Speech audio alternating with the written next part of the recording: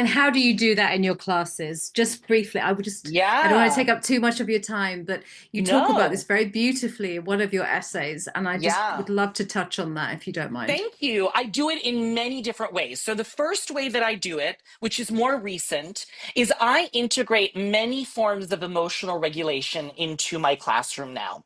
So, when I start a class that's usually very reading intensive, we're going to read a lot. We meet once a week, usually 2.5 hours. I actually retrain my students to read. I give them instructions. I say, here are best practices for reading in a world where you're always on social media and you're always distracted.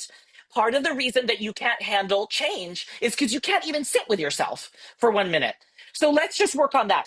In this American individualistic society, they think that somebody else will always be the weakest link, and they quickly discover that sometimes they are the weakest link. Hmm. Sometimes they're the person who's always late or can't get their work done. So it forces them to become sort of friendly with these other people and to share perspectives. And I assign them emotional regulation tasks. They have to meet with their group every week outside of class, and they can sit and study together. They can take a walk. They can go swimming. They can go exercise. And then they have to document that experience. And then they have to talk about, while they're doing those things, they have to talk about the readings from the class. So that's like step one, is just like basic everyday rethinking about your physical and emotional relationship to your education.